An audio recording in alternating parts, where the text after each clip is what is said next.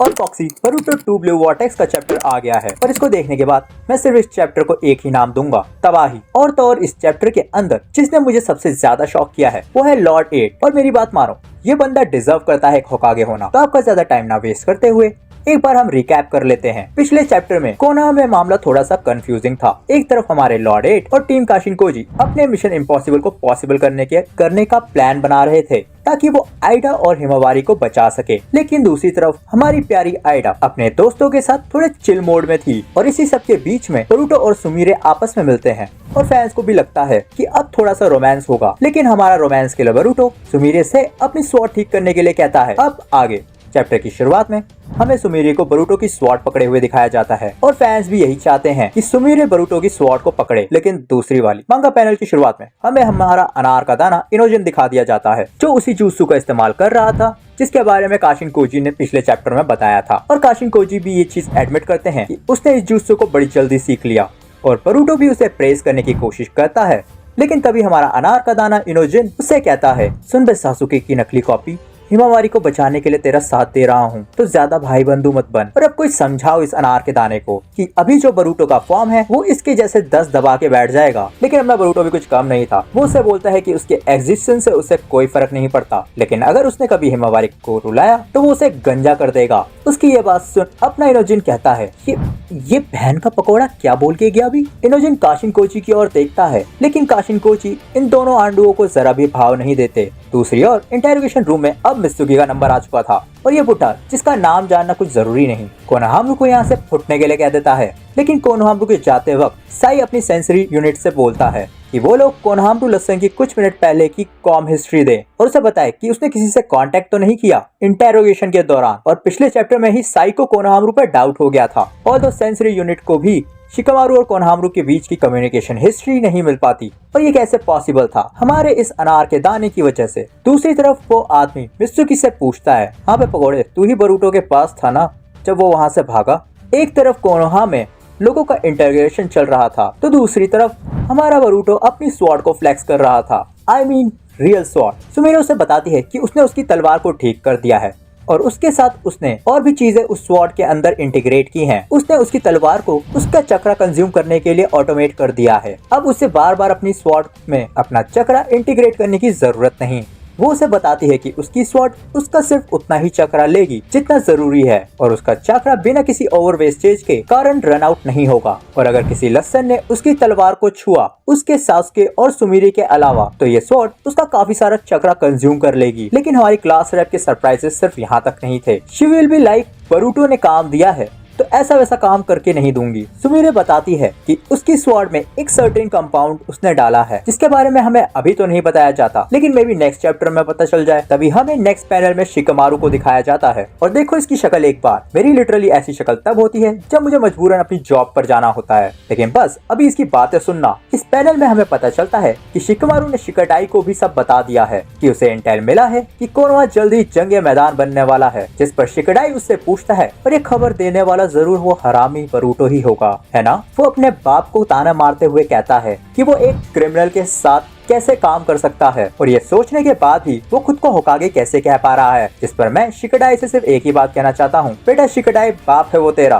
पिछवाड़ा लाल करने से पहले 2 बार नहीं सोचेगा। लेकिन तभी हमारा शिकामारू कुछ ऐसा कह देता है जो आपका तो नहीं लेकिन मेरा दिल जरूर छू जाता है। वो शिकाडाई से कहता है कि जब वो होकागे बना तो उसने खुद से वादा किया था कि वो कभी भी हालातों के सामने झुकेगा नहीं और वो आज भी यही करेगा, चाहे उस पर कोई कितना ही प्रेशर क्यों ना दे। वो वही करेगा जो कोनोहा को बचाने के लिए सही रहेगा और अभी बरूटो की मदद से ही वो उन डिवाइन ट्री बीइंग्स को हरा सकते हैं। और ये चीज बस उस पर है कि वो इसका पार्ट बनना चाहता है कि नहीं, और उसका पार्ट बनने के लिए वो उसे फोर्स भी नहीं करेगा। लेकिन हाँ, वो इस चीज के लिए भी उसे अलाउ नहीं कर सकता कि इस बारे में वो किसी को बताए। लेकिन हमारा शिकाडाई ये सब सुनने के बाद मान जाता है क्योंकि वो ये बात जानता था कि हिमावारी ने भी खुद को ऑप्स के लिए साइन अप कर लिया है। वो अपने बाप से कहता है कि हिमावारी बिल्कुल सारदा की तरह है। वो एक शिनोबी भी इसलिए बनी ताकि वो बरूटो की मदद कर पाए और वो और उसकी टीम उसे ये अकेले नहीं करने दे सकते। तो कोनोहा को बचाने के लिए अगर उसे उस कमीने के साथ हाथ भी मिलाना पड़ा तो वो ये भी कर लेगा। और इन मीन टाइम इनोजिन काशिनकोजी के साथ थोड़ा वार्तालाप करता है और बुढ़े अंकल, जब आप भविष्य देख सकते हैं तो हमें किश्तों में क्यों बता रहे हो। जिसके इस बात को सुन काशिनकोजी उसे एक बढ़िया एग्जाम्पल देते हुए बताता है कि जब उसकी लड़ाई जुरा के साथ हुई थी, तो अगर उसे ये पता होता कि जुरा के साथ हुई लड़ाई में वो मारा जा सकता है, तो वो क्या उससे लड़ता?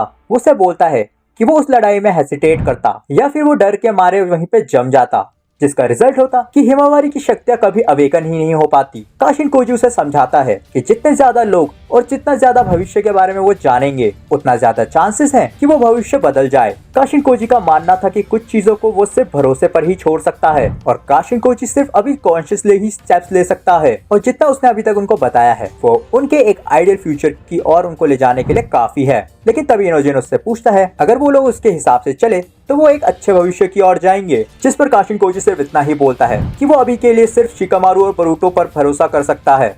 तभी हमें एक ऑल्टरनेट फ्यूचर दिखाया जाता है जिसमें आइडा को डिवाइन ट्री कंज्यूम कर चुका है और हिमावारी ने इनोजिन की बाहों में अपना दम तोड़ दिया है, और यही वो फ्यूचर है जिसे अभी काशिन कोजी को बदलना है। तभी हमारा शिकामारू सेंसरी यूनिट से बचते हुए एक ऑफ द रिकॉर्ड कम्युनिकेशन करता है और वो उनको बताता है कि जो लोग करंटली उसकी बातें सुन पा रहे हैं वो उसकी ऑप टीम का हिस्सा है, और इसमें करंटली दो तरह के लोग हैं, एक जो बरूटो की तरफ हैं और दो जो नहीं हैं। लेकिन शिकामारू को उससे घंटा फर्क नहीं पड़ता। अभी के लिए वो लोग बरूटो को सपोर्ट करेंगे। और दूसरी चीज जिस लाइन से वो कम्युनिकेट कर रहा है वो एक डेडिकेटेड लाइन है जो इनोजिन ने बनाई है। शिकामारू उनको मामुशी के बारे में बताता है जो खुद को मल्टीपल सेल्स में बांट सकता है और उसका चाक्रा डिटेक्ट नहीं किया जा सकता। तो अभी के लिए कोनोहा की चाक्रा टीम बिल्कुल यूजलेस है, लेकिन इनोजिन का नया जुत्सु ये काम कर सकता है। तभी हमारा अनार का दाना इनोजिन एक्सप्लेन करता है कि जो भी लोग इस लाइन से जुड़े हैं वो लोग एक रिसीवर की तरह काम कर रहे हैं जो अपने आसपास की वाइब्रेशन को सेंस कर सकते हैं, और हर एक ऑब्जेक्ट की वाइब्रेशन क्योंकि अलग होती है जिस वजह से वो मामुशी को सुन सकते हैं और उसे पकड़ सकते हैं।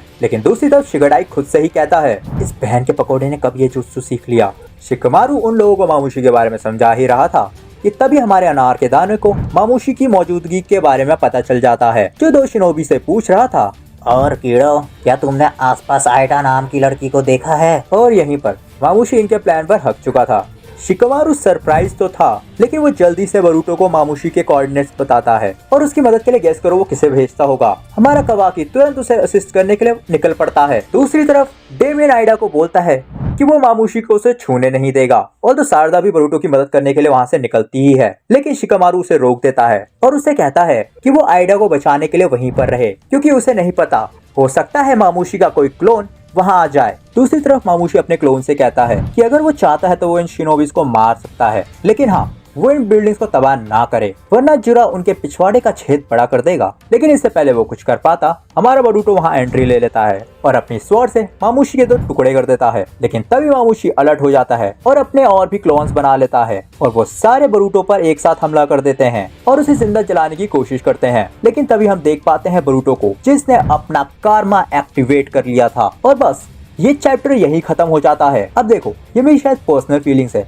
लेकिन इस पॉइंट पे मुझे काशिन कोजी से कुछ अच्छी वाइब्स नहीं आ रही है, क्योंकि तुम खुद ही सोचो कि इनमें से सिर्फ काशिन कोजी ही अकेला है जो फ्यूचर के बारे में जानता है, और जिस आइडियल फ्यूचर के बारे में काशिन कोजी बात कर रहा है वो मे भी इतना आइडियल नहीं है। मैं मानता हूँ कि वो कोई बुरा कैरेक्टर नहीं होगा, बट काशिन कोजी मुझे थोड़ा सा शेडी कैरेक्टर लग रहा है, और इसमें आपकी क्या राय है वो आप कमेंट्स में नीचे बता सकते हैं। और हो सकता है मैं बरूटो के नेक्स्ट चैप्टर में प्रोबेबली इनके बीच में एक प्रॉपर फाइट सीक्वेंस देखने को मिलेगा। अब क्या होगा इनके बीच वो तो हमें नेक्स्ट चैप्टर में ही पता चल सकता है। लेकिन अगर आप वीडियो यहाँ तक देख चुके हैं प्लीज एक लाइक और सब्सक्राइब जरूर करें, और प्लीज कर दो, बाकी हम आपसे मिलेंगे एक नए वीडियो में। तब तक के लिए स्टे ट्यून्ड।